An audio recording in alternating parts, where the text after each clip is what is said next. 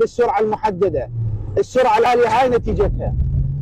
طبعا الحادث كالاتي: الجيب ذاك السايق يمشي بسرعه عاليه، سرعته عاليه، فقد السيطره. شنو السبب؟ ما ادري لحد الان، ما ندري. طبعا حسب شهود عيان، فقد السيطره على سيارته، فتوجهت السياره الى الرصيف الجزره الوسطيه، فعبر الجزره الوسطيه توجه الى هذا السايق.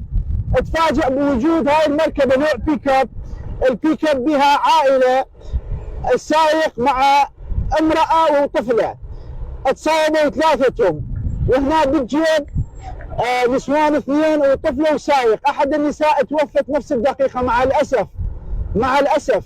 يعني هسه انا اريد افتهم السائق، قلت هاي السرعه العاليه شنو ذنب هاي العالم؟ هاي السياره شنو ذنبه؟ يمشي بطريقه وملتزم القانون ويمشي بسرعه محدده، يعني تاذى. يجي وياي الكاميرا خلينا نشوف الضرر مالت السياره. تفضل.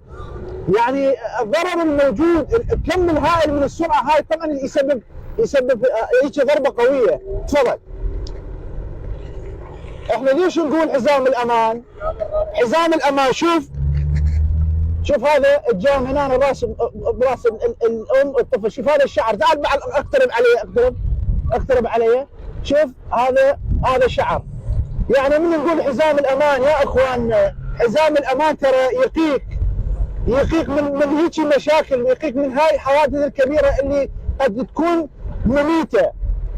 يعني في طفل، تفضل، هذا طفل، شنو ذنب الطفل هذا؟ تعال صور لي اياه، شنو ذنب هذا الطفل؟ يعني اللي نتمناه من عندكم اللي نريده انه الالتزام بالسرعه المقرره.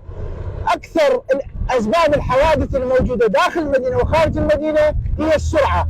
تعال خلينا نشوف الجنب.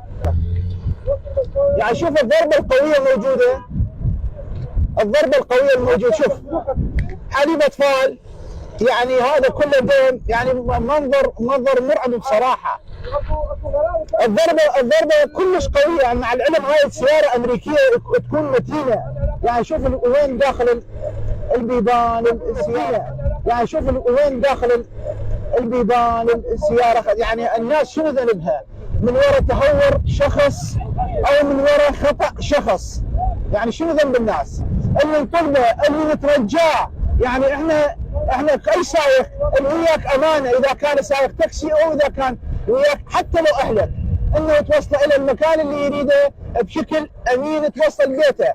ما منطي اهلك انه تروح تسبب له حادث مروري يفقد حياته او يظل طول عمره معاق. نطلب ونرجو من الجميع الالتزام بالسرعه المقرره.